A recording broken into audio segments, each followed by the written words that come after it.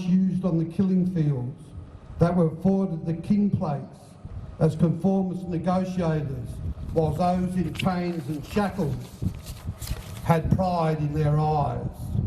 The story has never changed and it remains the same. I'm sick of seeing our great Yonga kangaroo skin cloaks, our sacred burial robes being taken into Parliament House by Aboriginal members to impress the white politicians that show descriptions of symbols of sacred stories that they claim as their own, that belong to the Central and the Western Desert Aboriginal culture. This is a great shame on the theatrics of how our culture is treated by those who claim to be our spokespeople at national levels as they walk lost and futile around the corridors of the white man's greatest chamber of control of colonisation, Parliament House.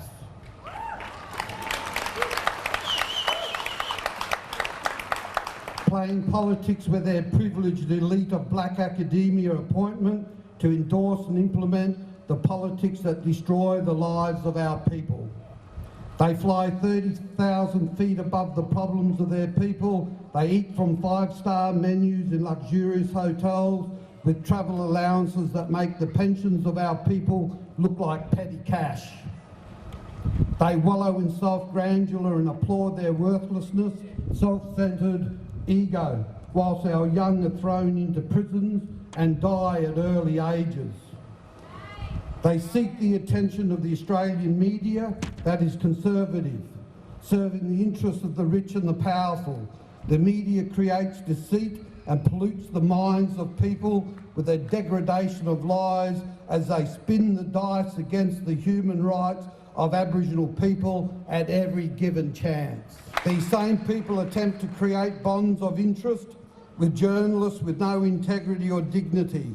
They flirt their filthiness to attract the attention of cheap media-covered politics and photo shots with ruthless journalists such as Andrew Bolt,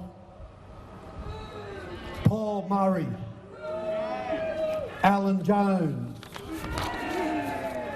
and the many others. Aboriginal affairs in our country has become a lucrative business for many. We see our financial resources being allocated to non-Aboriginal agencies, sporting academies and church groups. It seems our resources are allocated everywhere other than in our community itself. This indicates that self-determination is low on the priority of the Indigenous advancement strategy of the Prime Minister and Cabinet. This leadership needs to be pulled down and destroyed forever. Tomorrow, the Royal Commission into the brutal treatment of our young people at the Dondale Centre commences. Ironic as each real-life experience somehow sends the last one into pale insignificance, we must show our young people that there are many of us who they can trust and respect. Not all have sold out and conformed to a moderate existence, accepting the white man's gifts of subserviency. We are engaged in a continued secret war in this country, where we lose more of our young people to modern-day genocide at the hands of the colonial oppressors than Palestinian lives are lost in the Gaza Strip.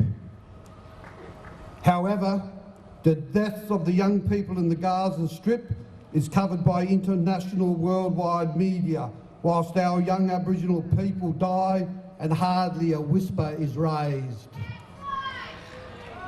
I heard an elder say, I may be a woman, in grief of the loss of pain and suffering of my flesh and blood, land, religious belief systems, my language, my children have been stolen away.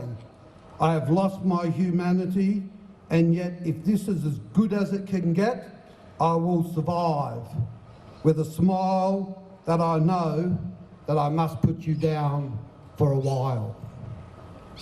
Our young people are restless, driven with a passion of change, street warriors that have learnt the hard way, and give of life so easy, it reckons with the courage of the most devastating outcomes. Imagine turning to stone, there is no turning back, coming to a place of solace.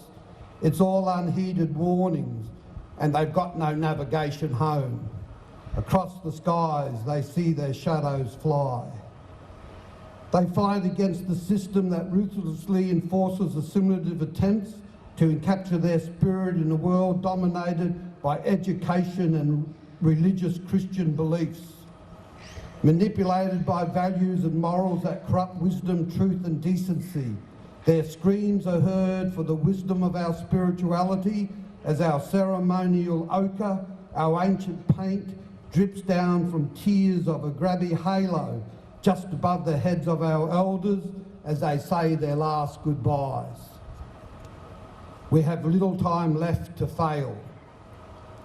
My message to our young people today is that we must stay true to our cultural beliefs and our spirit and our old people's way of life.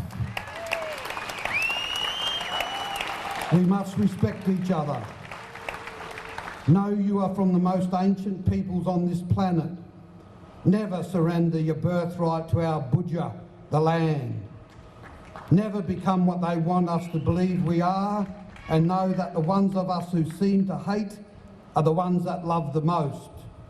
When you are all alone in the great unknown, trust yourself. And never allow the final breath to be seen by the white man as giving up. And know that the white man's poison is killing us. We can run, we can walk, and we can crawl to freedom. However, we can never stagger to freedom. The great Palawa leader, Truganini, saw massive death and suffering as our homeland island was shattered with grief forever. As the soldiers cornered them, the shotgun blasts echoed across the southern oceans, and from the cliffs they fell bleeding into the great southern water. This is Dumbartung's last public rally. This is our last protest. This is our trail of tears, suffering and pain after 37 years in the cold-faced front lines of our community. I remember my first ever public speech was with the late Lenny Colbung. We spoke about the then recent death of John Pat, a young 16-year-old from Roban, killed by police officers with badges and uniform. Today, it is with a respected rest in peace for young Elijah from Kalgoorlie, killed by a man in a fluorescent shirt. May you all keep our campfires burning forever.